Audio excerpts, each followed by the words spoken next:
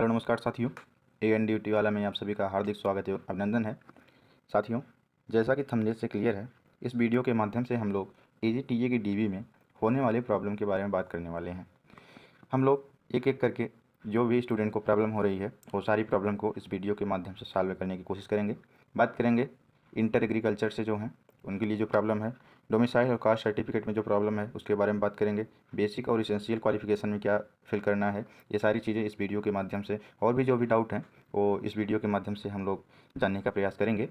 साथियों, एक चीज़ पहले मैं आप सभी को बता दूं कि हमारे द्वारा वही जानकारी आप सभी को दी जाएगी जो कि आयोग के द्वारा प्राप्त हुई है। अपने मन से किसी भी प्रकार की कोई भी जानकारी इस चैनल के माध्यम से नहीं दी जाएगी। जो हमें आयोग के द्वारा जानकारी प्राप्त हुई है वही जानकारी हम आप सभी को देने का प्रयास करेंगे। साथियों, अगर आप अभी तक हमारे इस टेलीग्राम हमारे यूट्यूब चैनल से नहीं जुड़े हैं तो कृपया इस चैनल को सब्सक्राइब कर लीजिए, क्योंकि AGTA से रिलेटेड जो भी आगामी समय में जो भी अपडेट रहेंगी तो वो सारी अपडेट हम आप सभी को देने का प्रयास करेंगे। और AGTA के अलावा जो भी एग्रीकल्चर से संबंधित जितनी सारी वैकेंसियाँ आएंगी, चाहे प्रवेश परीक्षाएं हो या फिर जॉब हो, वो सारी अपडेट इस चैनल के माध्यम से मिलता रहेगा। और समय समय पर करंट अफेयर और क्लासेस भी इस चैनल के माध्यम से आप सभी को देने का प्रयास किया जाएगा।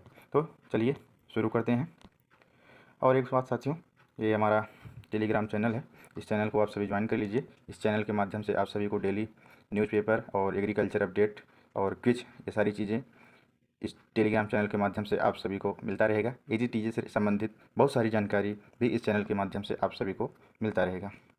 साथियों, चलिए अब हम शुरू करते हैं। सबसे पहले बात करते हैं कि इंटर एग्रीकल्चर वाले जो हैं उनको समस्या आ रही है कि सब्जेक्ट में क्या भरे जाए। जो इंटर की डिटेल है वो सारी तो इंटर हाई स्कूल की फिल होके आ ही रही है, लेकिन इंटर एग्रीकल्चर वालों को ये प्रॉब्लम है कि इंटरमीडिएट के सब्जेक्ट में क्या भरा जाए। तो साथियों, आपको मैं बता दूं कि आपको 11th और 12th दोनों की मार्कशीट अपलोड करनी है। अगर आप 11th और 12th दोनों की मार्कशीट अपलोड कर रहे हैं तो सब्जेक्ट में भी आप 11th और 12th दोनों सब्जेक्ट का नाम रखेंगे,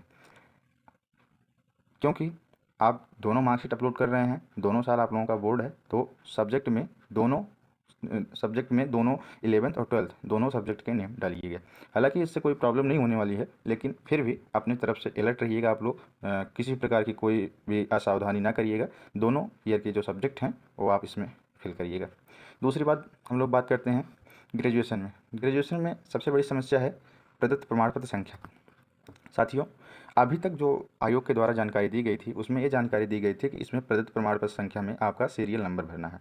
जो भी आपकी लास्ट ईयर की मार्कशीट या डिग्री जो भी हो, लास्ट ईयर की जो मार्कशीट होगी उसमें जो भी सीरियल नंबर दिया रहेगा उस सीरियल नंबर को फिल करना है। लेकिन अब जो फॉर्म फिल कर रहे हैं उसमें ऑलरेडी ग्रेजुएशन का भी डिटेल लिख कर आ रहा है। और जैसे आप लोग इंटर हाई स्कूल का डिटेल देख रहे हैं ऑलरेडी पहले से दिया गया है, वैसे ही अब ग्रेजुएशन की भी डिटेल ऑलरेडी फिल होकर आ रही है। उसमें प्रदत्त प्रमाण पत्र संख्या में आप सभी का रोल नंबर लिखा गया है। तो साथियों, जब ऑलरेडी अब रोल नंबर लिख करके आ रहा है, जो भी साथी हमारे पहले ही DB की प्रोसेस कंप्लीट कर चुके हैं, DB सबमिट कर चुके हैं, वो अगर सीरियल नंबर भरे हैं तो कृपया आप लोग सीरियल नंबर को करेक्शन कर दीजिए और इसमें अपना रोल नंबर फिल कर दीजिए। क्योंकि जब आयोग के द्वारा ही ऐसा किया जा रहा है तो आप सभी लोग भी अपनी तरफ से अलर्ट रहिएगा और इसमें जो भी प्रदत्त प्रमाण पत्र संख्या में अपना रोल नंबर फिल करिएगा। दूसरा, आपको सभी को ये बताना है निर्गत तिथि। साथियों, जिस दिन आपका रिजल्ट आया है वही आपके 4th ईयर की मार्कशीट पे लिखा गया होगा, उसी डेट की निर्गत तिथि आपको डालना है इसमें। जिस डेट पे आपका रिजल्ट आया है उसी डेट की वही डेट इस पर मैंसन करना है। अब नेक्स्ट स्टेप पे बात करते हैं। हाँ, एग्रीकल्चर स्टूडेंट के लिए है, इंटर एग्रीकल्चर वालों को आपको इंटरमीडिएट में जो मार्कशीट अपलोड करनी है आप 11th और 12th दोनों का अपलोड करिएगा। ठीक है, चलिए अगला स्टेप जानते हैं।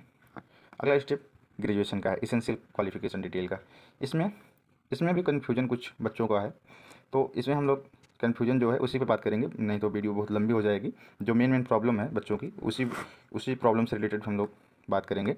सबसे पहले ईयर ऑफ पासिंग, आपकी डिग्री पे क्या ईयर ऑफ पासिंग है उससे नहीं मतलब है। हो सकता है आपकी डिग्री मान लीजिए 2022 में कंप्लीट हुई है, लेकिन आप डिग्री ले लिए हों 2 साल 3 साल बाद, तो आपको 2000 जिस भी ईयर आप डिग्री लिए होंगे उससे ईयर पे उस ईयर की डिग्री उस पे उस ईयर की डेट उस पर मेंशन होगी, उससे नहीं मतलब है। आपका आप जिस ईयर पास आउट हुए हों आप वही ईयर इसमें डालेंगे।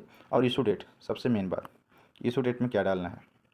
इशू डेट में साथियों आप लोग ध्यान रखिएगा, इशू डेट में अगर 30 मई 2024 के बाद आपकी डिग्री पे डेट पड़ी हुई है, 30 मई, ध्यान से सुनिएगा, 30 मई 2024 के बाद अगर आपकी डिग्री का डेट है तो आप मार्कशीट की डेट डालिएगा। अगर 30 मई 2024 के पहले पहले पहले आपकी डिग्री पे डेट लिखी गई है तो आप डिग्री की ही डेट डालिएगा। ध्यान से सुनिएगा, अगर 30 मई 2024 के बाद डिग्री पे डेट है तो आप डिग्री पे डेट मत डालिए, डिग्री पे जो डेट लिखी गई है उसको मत लिखिएगा, मार्कशीट वाली डेट डालिएगा। अगर 30 मई के पहले की है तो आप डिग्री की डेट डाल सकते हैं। ठीक है, नेक्स्ट बात करते हैं निवास प्रमाण पत्र। निवास प्रमाण पत्र कब का मान्य होगा, जाति प्रमाण पत्र कब का मान्य होगा, EWS सर्टिफिकेट कब का मान्य होगा, ये सारी बात करते हैं। सबसे पहले बात करते हैं निवास प्रमाण पत्र कब का मान्य होगा। साथियों, आयोग की तरफ से ऐसी कोई भी डेट मेंशन नहीं की गई है कि निवास प्रमाण पत्र कब से कब तक का मान्य है। निवास प्रमाण पत्र आप नया भी लगा सकते हैं या 1-2 साल पुराना आपके पास है तो उसको भी लगा सकते हैं, क्योंकि कोई ऐसे स्पेशली डेट मेंशन नहीं किया गया है कि इस डेट पे आप इस डेट तक आपका निवास लगेगा। तो आप निवास नया भी लगा सकते हैं या 1-2 साल 3 साल पुराना भी लगा सकते हैं। ठीक है, दूसरी बात करते हैं जाति प्रमाण पत्र कब का मान्य है। साथियों, जाति प्रमाण पत्र आप जिस दिन AGTA का फॉर्म मई 2024 में फिल किए थे, ध्यान से सुनिएगा, आप जिस डेट पे AGTA का फॉर्म फिल किए थे उस डेट की पहले की जाति प्रमाण पत्र आपकी होगी तभी मान्य होगी।